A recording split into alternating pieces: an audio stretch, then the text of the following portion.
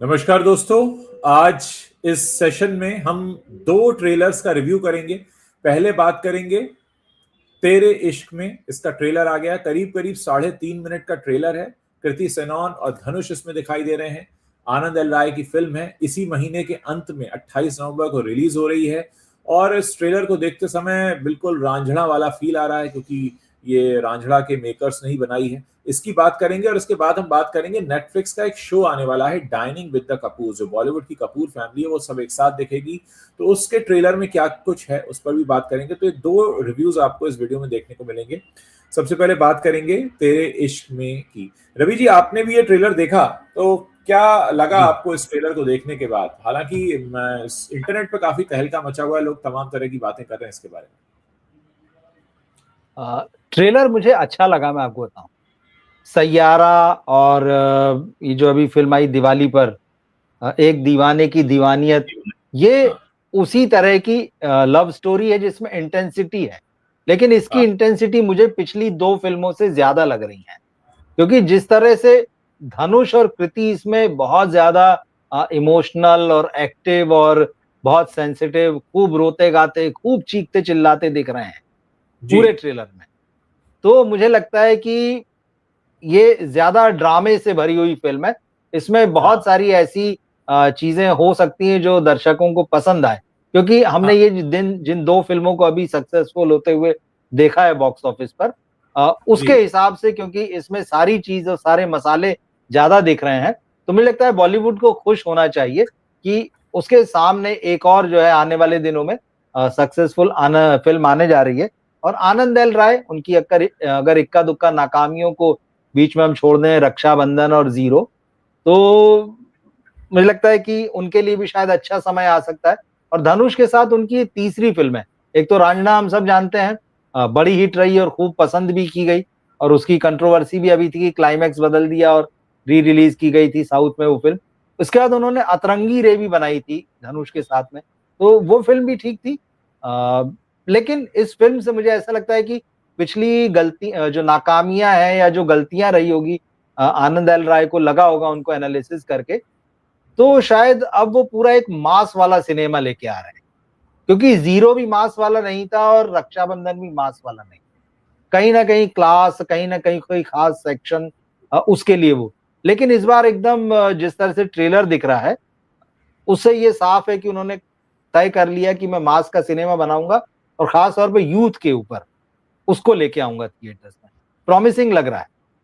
एक और चीज जो मैंने इस ट्रेलर को मैं देख रहा था, जो मैंने सबसे पहले नोटिस किया, मुझे ऐसा लगा कि धनुष ने थोड़ा पुट ऑन किया, थोड़ा वेट गेन किया है। हाँ हाँ, धनुष ने बिल्कुल। थोड़ा सा वेट गेन किया है। दूसरा, ये वही फिल्म है एक छोटे शहर के बिगड़ैल नाकाम आशिक जो बिल्कुल दिल जले होते हैं, फिर कुछ और कर लेते हैं। और हालांकि मैं सिगरेट स्मोकिंग का कभी भी समर्थक नहीं रहा हूं, ना मैंने कभी सिगरेट स्मोकिंग की है। लेकिन जो सिगरेट पीते हुए शॉट आता है कृति सेनन का, वो काफी हैरान करता है। वो जैसे ही सिगरेट पीते हुए वो आती हैं, वो काफी हैरान कर रही है। मुझे ऐसा लगता है कि इस फिल्म में कृति सेनन के लिए भी काफी कुछ है। मतलब इस फिल्म में उन्हें अपना हुनर, अपनी प्रतिभा दिखाने का मौका मिलेगा। लोग रिलेट करेंगे। और वैसे भी आजकल एक चलन चल गया है, लोग एनिमल जैसी फिल्में, कबीर सिंह जैसी फिल्में पसंद कर रहे हैं कि जिसमें कोई बर्बाद जिंदगी की कहानी हो। ये भी एक बर्बाद जिंदगी की कहानी जैसी लग रही है। बर्बाद आशिक जो पता नहीं इश्क में नाकाम होने के जी। बाद पता नहीं जिंदगी का एक नया मोड़ ले लेता है। तो लोग आजकल इस तरह का जॉनर पसंद कर रहे हैं। खासकर आजकल का जो यूथ है, उस पर आप अगर आप नोटिस करें, इन जनरल में रवि जी आपको याद दिलाना चाहूंगा कि आजकल एक ट्रेंड है, जो नई उम्र के बच्चे हैं 15, 16, 18 साल के, जिनको नई नई दाढ़ी आती है, वो पूरे चेहरे पे दाढ़ी रख लेते हैं। और ये बहुत ही कॉमन है। इस वजह से सारे चेहरे एक जैसे लगने लगे। मतलब हर कोई, अल्लू अर्जुन और रणबीर कपूर, आप किसी को भी देख लें, विराट कोहली ने शायद ये ट्रेंड शुरू किया था। उस वजह से एक मतलब पूरा माहौल में दाढ़ी रखने वाला ट्रेंड है। और इसमें भी जो हीरो है, जब डिफेंस में चला जाता है तब तो नहीं है उसको दाढ़ी, लेकिन वो भी पूरे टाइम दाढ़ी है। तो मुझे लगता है कि यूथ काफी रिलेट करेगा। और वैसे भी आज का यूथ इस मामले में थोड़ा सा, मैं कहूंगा, अनलकी है कि उन्होंने डीडीएलजे और दिल तो पागल है और कुछ कुछ होता है जैसी फिल्में नहीं देखी हैं अपने टीन एज में, अपने यूथ में। उनके सामने, विचारों के सामने यही ऑप्शन आते हैं, मैं इस दीवाने की दीवानियत, उसको अगर हिट करा देते हैं तो उससे तो कहीं लाख गुना मुझे बेहतर ये फिल्म लग रही है। कैसे देखते हैं आप इसको? बिल्कुल, जो बातें आपने कही उसमें ये और जोड़ता हूँ कि जिस तरह से यूथ के ट्रेंड्स की आपने बात की, जो एक और चीज़ बहुत ट्रेंड में दिखाई दे रही है और जिसको लेके बहुत सारी चिंताएँ भी व्यक्त की गई हैं, नशे की जो बात है। जी। अल्कोहल का और ब सिगरेट का कंज़म्पशन जो है बहुत तेज़ी से बढ़ा है और लड़कियों में भी बढ़ा है। ये बड़ी हाँ, आम चीज़ हो चुकी है। हाँ। मतलब ये कोई बहुत अब ऐसा नहीं रह गया कि दबी-छुपी बातें। अब जी, हम लोग तो ख़ैर मेट्रो सिटी में हैं, बल्कि हाँ। अब साधारण शहरों में तक कस्बाई शहरों में भी आप देख लेंगे कि लड़कियाँ जी, दुकानों से सिगरेट खरीदती हुई मिल जाएँगी। शराब की दुकानों से उनको शराब खरीदते हुए देखा जा सकता है। तो जी। फ़िल्मों में भी अब ये दिख रहा है। अब किसका असर किस पे ये आप ये नहीं कह सकते, कि फ़िल्मों से ये असर वहाँ गया है कि वहाँ से ये बातें फ़िल्मों में आ रही। तो कृति इसमें जैसा आपने कहा कि वो सिगरेट पीती हुई नज़र आ रही हैं, शराब पीती हुई नज़र आ रही हैं, तो ये बड़ी कॉमन सी चीज़ हो गई। लेकिन जब ये चीज़ उस इंटेंस लव स्टोरी के साथ जुड़ जाती है, टूटा हुआ दिल, उजड़ा हुआ दिल, बिगड़ा हुआ रिश्ता, उसके साथ जब ये चीज़ें मिलती ना तो कहीं न कहीं आदमी जब जो ऑडियंस इसको देखती है, वो अपनी रियल लाइफ़ में भी इस चीज़ को जो अच्छा दिल टूटने पे अच्छा भड़ास निकालना है, तो सिगरेट और श ये चीज़ें वहाँ तक आती हैं। लेकिन ठीक है, हम इसको कहानी की तरह लेते हैं। अब कौन किस पे असर डाल रही है तो हम नहीं कह सकते। मगर मुझे ऐसा लगता है कि कृति के अब तक के जो करियर को हम देखें, तो धनुष तो ऐसे रोल्स में दिखे हैं, इतने इंटेंस लवर और जो आपने कहा कि मतलब दिलजला जो है, तो ये दिल्ली के दिलजले बने हैं जैसा इसके ट्रेलर में दिख रहा है, कि अगर मोहब्बत करूँगा तो पूरी दिल्ली में आग लगा दूँगा। इस तरह का कुछ डायलॉग भी वो बोल रहे हैं इसमें। कृति के लिए ये फ़िल्म बहुत अलग हो सकती है मुझे लगता है। उनके अब तक के करियर में ये काफ़ी डिफरेंट नज़र आ रही है। तो ख़ास तौर पे कृति पर देखना धनुष तो देखिए मंजे हुए एक्टर हैं और उन्होंने साबित भी किया है। और रांझना की जैसे क्या बोलते हैं स्पिरिचुअल सीक्वल कह रहे हैं इसे, जो लिखा जा रहा है। तो रांझना की कहानी हम सबको पता ही कि कैसे उसमें उनका दिल टूटता है और फिर क्या चीज़ें वो कॉलेज और राजनीति वो सब। यहाँ भी साफ-साफ हमको दिख रहा है कि दोनों में प्यार है फिर धनुष का दिल टूटा है। फिर मुझे लगता है कि कहीं वो आर्म्ड फ़ोर्स में चले गए हैं और फिर वहाँ पर कृति आई हैं। तो मुझे ये समझ में आ रहा है इस कहानी से कि जिससे उनकी शादी हुई होगी, या तो वो आदमी मर चुका होगा, वो भी कहीं फ़ोर्स आर्म्ड फ़ोर्स में होगा या फिर वो दुश्मन देशों के हाथों में कहीं बंदी, क्योंकि इसमें अभी तक बड़ा छुपा कर रखा गया है, तीसरा चेहरा कौन-सा है वो। तो ऐसी ही कुछ कहानी मुझे समझ में आ रही है। तो देखिए क्या होता है, लेकिन हाँ, वो इंटेंसिटी दिख रही है और ये सारी चीज़ें कि फिर से प्यार होना, फिर से मिलना, लेकिन फिर उनकी अपनी-अपनी ज़िंदगी है। इंटरेस्टिंग रहेगी मुझे ऐसा लगता है ट्रेलर देख के। बड़ी एक आयरनी ये है कि अक्सर जो लोग सिगरेट नहीं पीते, उन्हें ऐसा लगता है कि जो लोग सिगरेट पी रहे हैं, उन्हें कोई बहुत भारी टेंशन हो गई है इसलिए पी रहे हैं। लेकिन मेरे साथ ऐसा हाँ, हुआ, मेरे मित्र एक साथ में थे, वो भी सिगरेट नहीं पीते, मैं भी नहीं पीता, तो एक जी। ऑफिस में महिला थी, वो पी रही थी, तो उनसे मैं भी पूछा नहीं कि पीता, बता देता हूँ जब आपने कहा है तो हम जी। लोग नहीं पीते हैं। तो एक हाँ, महिला नहीं थी, वो पी पीते। रही थी, तो वो मुझसे मिलने आए थे, तो बोले यार इनको बड़ा टेंशन है क्या? तो मैंने चलो पूछ लेते हैं इनको क्या टेंशन है। उनके हाँ, पास गया, मैंने कहा आपको बहुत टेंशन है? बोले नहीं कोई टेंशन नहीं है। तो क्यों सिगरेट पी रहे हो? स्टाइल मारने के लिए। तो बहुत सारे लोग तो स्टाइल मारने के लिए पीते हैं, सामने वाला सोचता है, दुखी हो जाता है, अरे यार इनको बड़ा टेंशन हो गया। कोई टेंशन नहीं हुआ है, वो स्टाइल मार रहे हैं, उनके लिए वो टाइम पास है, सोचने का तरीका है। सो लेकिन खैर वो एक हो गई असल जिंदगी की बात। लेकिन हुँ, रियल लाइफ में जिस तरह से वो सीन कैप्चर किया गया है जिसमें कृति सेनन हाँ, बैठकर सिगरेट पी रही है, मैं फिर कहना चाहूंगा कि मैं सिगरेट पीने का समर्थक नहीं हूं, लेकिन वो मुझे बड़ा ब्यूटीफुली पिक्चराइज लग रहा है। उसमें एक अलग उनका हुँ, कैरेक्टर निकल कर आ रहा है। और मुझे ऐसा लगता है कि धनुष ने तो जो किया होगा सो किया होगा, क्योंकि ट्रेलर 3.5 मिनट का है, तो 3.5 मिनट का जो ट्रेलर है वो 3 घंटे की फिल्म की कहानी आपको समझा गया, दे गया, लगभग दे गया है। देगा, लेकिन हाँ। कृति सेनन के लिए भी इसमें करने के लिए काफी कुछ होगा। और जैसा इंटरनेट पर इस समय तूफान मचा हुआ है, लोगों ने तो कह दिया है कि भी इसकी कंपैरिजन वो लोग सैयारा और कबीर सिंह से करने लगे हैं, कि उस तरह का कोई सिनेमा होगा। तो देखते हैं कि क्या ये अब वाकई सैयारा और कबीर सिंह को क्रॉस हाँ, कर पाए। हालांकि सैयारा और कबीर सिंह को भी आपस में कंपेयर नहीं किया जा सकता, जहां तक मुझे लग रहा है। कंपेयर आप नहीं कर सकते। नहीं, बिल्कुल नहीं कर सकते। कबीर सिंह एक अलग फ़िल्म है, सैयारा जो है वो अलग। कबीर सिंह तो बहुत लाउड और मतलब बहुत एग्रेसिव ज़ोन में है। सैयारा उस तरह से नहीं है, सैयारा के मामले दूसरे हैं। सैयारा उस तरह से एग्रेसिव नहीं है, सैयारा उस तरह से लाउड नहीं है। सैयारा में हीरो हीरोइन के ऊपर उस तरह से अपना कब्जा नहीं दिखाता है, मेरी बंदी है टाइप का, जैसा कि कबीर सिंह में मेरी बंदी है, तो कंपैरिजन नहीं हो सकता। और मुझे लगता है आनंद एल राय ने इस बात का बिल्कुल ध्यान रखा होगा कि उनकी ये फिल्म इन दोनों फिल्मों से बिल्कुल अलग दिखाई दे। और अगले हम एक चीज बस है और बोल देता हूँ इसमें, जो आपने सिगरेट वाली बातें की, मैंने कई लड़कों को ये कहते हुए सुना है कि जब वो किसी लड़की को सिगरेट पीते देखते हैं तो उन्हें लड़की बड़ी अच्छी लगती है, मतलब पता नहीं क्या है। और बहुत सारी लड़कियां जो है वो भी लड़कों के जो भी सिगरेट पीने का स्टाइल कहिए या जो भी कहिए, वो उस पर मरती हैं। तो अब आई डोंट नो मतलब क्या मामला है। लेकिन ना तो सिगरेट और ना तंबाकू, इसीलिए हम गुटखे के लिए बोलते रहते हैं यार ये क्या है, मतलब ये गलत बात है। देखिए, आपने जो बात जी कही उसमें मैं एक बात और जोड़ देता हूँ कि ये भी कहा जाता है कि बहुत सारी लड़कियों को बैड बॉयज पसंद आते हैं।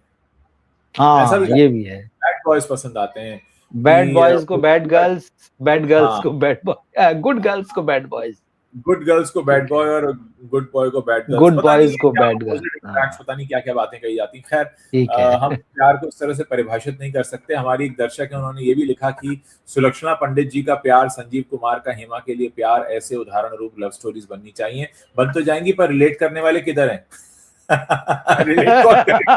बनाने के तो मुगले आजम बना दो, देखेगा कौन? मुद्दा ये कि पिक्चर बनाना एक बिजनेस भी तो है।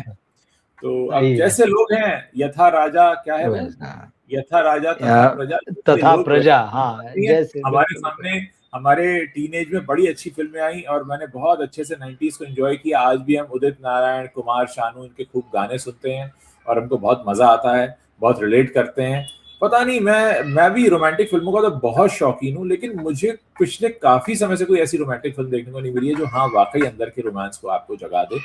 और खैर, अब देखेंगे, हो सकता है तेरे इश्क में पसंद आए। हम लोग बढ़ते हैं अगली हमारी जो ट्रेलर रिव्यू है हमारा। नेटफ्लिक्स पर एक शो आने वाला है, डाइनिंग विद द कपूर्स। तो डाइनिंग विद द कपूर्स में जो पूरी कपूर फैमिली है बॉलीवुड की, इसमें जो आदर जैन है, आदर जैन कौन है?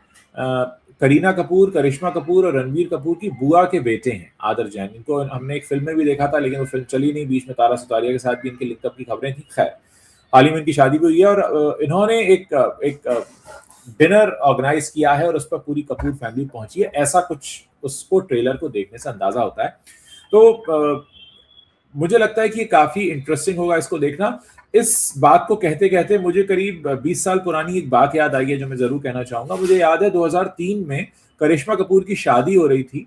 उस वक्त मैं स्टार न्यूज में था और हमें एक शो चलाना था कि करिश्मा कपूर की शादी में खाना कैसा होगा, क्योंकि कहा जाता है कि ये पेशावर से आया हुआ जो कपूर फैमिली है, ये लोग खाने के बड़े शौकीन हैं। और इस जानकारी को जुटाने के लिए मैंने लेख टंडन का एक इंटरव्यू किया था। लेख टंडन कपूर परिवार के काफी करीबी रहे थे। उनके पास में पहुंचा, उन्होंने बताया कि कपूर परिवार में खाना किस तरह से खाया जाता है, खाने पर लंबे लंबे डिस्कशंस होते हैं, खाने के बारे में डिस्कशन होते हैं, खाने को प्लान किया जाता है। मतलब उनके लिए खाना हमेशा एक सेलिब्रेशन की तरह है। तो उस दौर में भी उन्होंने बताया था कि शादी हो या कोई भी फंक्शन हो, वहाँ खाने बहुत अलग तरह से प्लान होते हैं। नॉन वेजिटेरियन का भी काफी शौक रखते हैं और बहुत सारी ऐसी डिशेज हैं जो कहते हैं ना कि पेशावरी तरीके से पेश की जाती हैं, क्योंकि उनके पुराने तरह के जो खाने के शौक हैं। और इस बार में काफी लंबी चर्चा भी मेरी लेख टंडन के साथ में हुई थी। तो अब इसका जब मैं ट्रेलर देख रहा था तो मुझे उनकी बातें याद आ रही थी कि उनकी फैमिली में खाना वाकई एक सेलिब्रेशन की तरह है। और खाना जो है सेलिब्रेशन और भी बन जाता है जब आपके साथ कुनबे के सारे लोग बैठे हो, तो आपका हंसी मजाक जो होता है, तो पूरा का पूरा माहौल बड़ा अच्छा क्रिएट हुआ हुआ लग रहा है। रवि जी, आपने देखा ये ट्रेलर? जी, मैंने ट्रेलर देखा और मुझे अच्छा लगा। और इसमें जो अच्छी बात लगी वही जो आपने बात कही नहीं कि पूरा कुनबा इकट्ठा हो जाता है। जी और उसका एक अलग मजा है कि सब लोग इकट्ठा हो जाएं और आप लंच पर हो, डिनर पर हो, सब लोग जी मिल बैठकर साथ में खाना खाएं। एक तो साथ में रहना, उसके बाद जिस तरह से यहाँ खाने की प्रिपरेशन दिख रही है, फिर उन लोगों के मिलने के साथ ही जो बातचीत चल रही है, एक दूसरे के साथ नोक झोंक भी है, एक दूसरे को छेड़ना भी है, तो वो अच्छा। और कई ऐसे मोमेंट्स भी है, जैसे करिश्मा एक जगह यहाँ पर कह रही, अरे आप रिकॉर्ड कर रहे हैं क्या? अरे सॉरी सॉरी, ये नहीं, मतलब इसको कट कर दें। तो ऐसी बातें वो सहज निकल जाती हैं, वो हाँ ऑफेंसिव नहीं होती हैं, और लेकिन शायद थोड़ी सी ऑकवर्ड होती हैं, जिसके बारे में लगता है कि यार ये बात रिकॉर्ड ना हो जाए, ये बात कोई देख न ले, ये बात कोई सुन न ले। तो मुझे लगता है लाइट मोमेंट्स जो होते हैं वो काफी सारे होंगे। नेटफ्लिक्स का ये एक स्पेशल शो है, और जिस ओकेजन की यहाँ बात हो रही है, मैं ये समझ रहा हूँ कि राज कपूर साहब का जो 100वां जन्मदिन आया था, ये क्योंकि एक दो बार उस तरह का जिक्र आया है उसमें, ट्रेलर में राज कपूर साहब का भी जिक्र है, तो ये उसी मौके का कोई उनका गेट टुगेदर है। एक चीज और इसमें यहाँ पे मैं जोड़ूंगा, जो खबर आ रही जिसके बारे में हमने पिछले दिनों डिस्कस नहीं कर पाए थे, क्योंकि ये शो आ रहा है। पिछले दिनों खबरें ये आई कि आरके स्टूडियोज जो है, राज कपूर ने जिसकी स्थापना की थी, उसको रिवाइव करने की कोशिशें चल रही। और जब ही उनका 14 दिसंबर को जन्मदिन आएगा, तो कुछ खबरें ऐसी आई कि रणबीर कपूर उसको अनाउंस करेंगे, पूरी फैमिली फिर से एक बार साथ में आएगी, और आरके स्टूडियो को फिर से रिवाइव करने का प्रॉपर अनाउंसमेंट होगा, और उसमें शायद 3 फिल्में अनाउंस होंगी। ये तो खैर वो बात मीडिया की, क्योंकि राज कपूर साहब का जिक्र आ गया, उनके 100वें जन्मदिन की भी बात आई, तो इसलिए। पर हाँ, ये पूरी फैमिली साथ में दिख रही है। एक बात मुझे और इसमें अच्छी लगी, प्रॉपर जैसे लिखा आता है बॉलीवुड फर्स्ट फैमिली, तो बॉलीवुड में आजकल जो लोग अपने आप को बहुत आसमान पे रखते हैं और ये समझते हैं कि हम ही सब कुछ हैं, उनके लिए ये, उनको ये साफ साफ पढ़ लेना चाहिए। क्योंकि आप कुछ भी करें, देखिए उस फैमिली एक लेगेसी है, और सिनेमा में जो उसका कंट्रीब्यूशन है बहुत है, मतलब आप उसको नकार नहीं सकते। आप अपने सिनेमा की हिस्ट्री उनके बगैर नहीं लिख सकते। कोई चला कोई नहीं चला अलग बात है, कोई उसमें डायरेक्टर बना, कोई हीरो बना, हीरोइन बनी, उसकी एक है पूरी बड़ी लंबी चौड़ी कहानी, और बहुत सारी परंपराएं रही है। होली जिस तरह से राज कपूर मनाते थे, जिस तरह से गणेशोत्सव मनाते थे, बर्थडे सेलिब्रेशन करते थे, तो वो सेलिब्रेशन से जुड़ा हुआ रहा, ऐसा नहीं है। और उन्होंने उतना ही बढ़िया सिनेमा भी बनाया। अब सब उसको अपने तरह से एनालाइज करें, वो एक अलग बात है। तो मुझे लगता है अच्छा है, यहाँ पर कपूर फैमिली एक साथ दिखेगी, उसके मेंबर्स आपको नजर आएंगे, उनकी हंसी मजाक जो भी बातें, हो सकता है कुछ अंदर की भी चीजें वहां कैमरे पर निकल कर आए। एक चीज जो यहाँ नहीं दिखी, जिस पर लोग आश्चर्य भी कर रहे हैं, आलिया भट्ट यहाँ नजर नहीं है। तो ट्रेलर में वो दिखी नहीं है। बाकी लगभग परिवार के शायद सारे ही सदस्य नजर आए हैं, तो एक और देखेंगे। बात जी यहाँ कहना चाहूंगा कि जिस तरह से हम लोग अक्सर नेपो किड्स का जिक्र करते हैं, मुझे लगता है कपूर फैमिली एकमात्र ऐसी फैमिली है जिसके बारे में हम कभी नेपो किड ये टर्म यूज नहीं करते, क्योंकि चाहे करीना कपूर हो, ऋषि कपूर हो, रणवीर कपूर हो, सबने अपनी जगह बनाई। वो आए भले ही इस करिश्मा, परिवार से, लेकिन बिल्कुल चाहे जहान कपूर हो, जहान कपूर जो पिछले दिनों बिल्कुल। ब्लैक वॉरेंट में हमें दिखाई दिए थे नेटफ्लिक्स पर, वो उन्होंने भी अपनी जगह बनाई है। उनका अभिनय बहुत कमाल का है। तो एक तो ये बात, और दूसरा ये कि अक्सर क्या होता है कि जब हम फिल्म स्टार्स को कुछ करते हुए देखते हैं स्क्रीन पर, हम वैसा ही कॉपी करना चाहते हैं। और ये मैं और रवि जी बात कर रहे थे ऑफ कैमरा, जब हम लोग डिस्कस कर रहे थे इस शो के बारे में, कि जब आज की यंग जनरेशन इस तरह से एक जॉइंट फैमिली को साथ में बैठकर डिनर करते देखेगी, तो उनके मन में ख्याल जरूर आएगा कि हम इस तरह के परिवार का हिस्सा क्यों नहीं है। और जैसे पहले होता था, जॉइंट फैमिलीज होती थी, हम सब ने, हमारी उम्र के जितने भी दर्शक होंगे उन सब ने जॉइंट फैमिली सिस्टम कहीं ना कहीं किसी न किसी लेवल पर देखा होगा। कुछ शायद ऐसे भाग्यवान भी होंगे जो अभी भी उस तरह के सिस्टम में रह रहे होंगे, लेकिन आज जो न्यूक्लियर फैमिलीज शुरू हो गई हैं, उनमें एक बहुत बड़ा अधूरापन ये दिखाई देता है। आप रवि जी कैसे देखते हैं इसको? मुझे हाँ, ये भी एक बात थी जो ट्रेलर देखते हुए मुझे लगी थी, जिसको मैंने आपके साथ डिस्कस किया। बड़ा एक अच्छा सा एहसास होता है कि आपकी पूरी फैमिली, चाचा मामा बुआ ताऊ, और भी जो मतलब वो सारे उनके बच्चे, सब एक जगह इकट्ठा होना, बहुत सारी बातें, सब अपनी अपनी जिंदगी में बिजी हैं, लेकिन आप कुछ समय निकाल कर साथ में आ रहे हैं। अगर एक जॉइंट फैमिली के रूप में रहना, हालांकि अब तो बहुत मुश्किल दिखता है, क्योंकि बड़े शहरों में, इवन शहरों में भी उतने बड़े घर नहीं रहे, वैसे आंगन नहीं रहे, वैसी जगह नहीं रही, हम लोग सब फ्लैट्स में और अपार्टमेंट में सिमट चुके हैं। लेकिन हाँ, कहीं ना कहीं ये तो हो सकता है कि आप मिलें, कुछ समय निकालें, इकट्ठा हों, बात करें, और जब सब होता है तो फिर सुख दुख भी शेयर हो ही जाते हैं। तो ये बात मुझे वहां पर अच्छी लगी, और मुझे कुछ वैसे ही फील आया कि यार हो सकता है इसको देखने के बाद में बहुत सारे लोगों के मन में आए कि यार काफी अरसा हो गया है, हमने अपने फैमिली के साथ में इस तरह का कोई गेट टुगेदर जो है वो नहीं किया है, चलो मिलते हैं, जुड़ते हैं। सिनेमा का अच्छा असर, सिनेमा के लोगों का एक अच्छा असर जो लोगों पर होता है, परिवारों पर, समाज पर होता है, मुझे लगता है कहीं ना कहीं हल्का सा मुझे लगा कि शायद इस शो के बाद में कुछ लोगों को ऐसा लगे, कुछ ऐसा फिर से लोग जो है अपने परिवारों से अपने रिश्तेदारों से जुड़े, इकट्ठा हो, बस इसी बहाने कि चलिए मिल बैठकर जो है कुछ समय साथ में गुजारेंगे, साथ में खाना खाएंगे, इस तरह से। तो मुझे बड़ा पॉजिटिव लगा ये। बिल्कुल, बहुत सही बात आपने कही और मुझे लगता है कि आज की जनरेशन को भी ये समझना चाहिए कि जो पहले जॉइंट फैमिली सिस्टम होता था उसकी अपनी खूबसूरती थी, उसके अपने एक कहते हैं ना कि अपना मज़ा था। आजकल तो हम सुनते हैं चाइना में, जापान में लोग किराए पर माँ-बाप, किराए पर चाचा-चाची, किराए पर बुआ-भतीजी लेते हैं ताकि उस फैमिली की फ़ील को वो ले सकें, जो बड़ा दुःख देता है कि आजकल इंसान कितना अकेला हो गया है। तो बहुत-बहुत शुक्रिया रवि जी, आपने दोनों ही रिव्यूज़ बहुत अच्छे से हमारे साथ किए, आपने बताया अपना पॉइंट ऑफ व्यू। दर्शकों का भी बहुत-बहुत शुक्रिया और अगर आप इस बातचीत को पसंद करते हैं तो इसे अपने दोस्तों के साथ शेयर ज़रूर कीजिए ताकि हम और भी इस तरह की बातचीत के सेशन आपके साथ करते रहें। बहुत-बहुत शुक्रिया रवि जी आपका भी और हमारे दर्शकों का भी। शुक्रिया उज्जवल जी।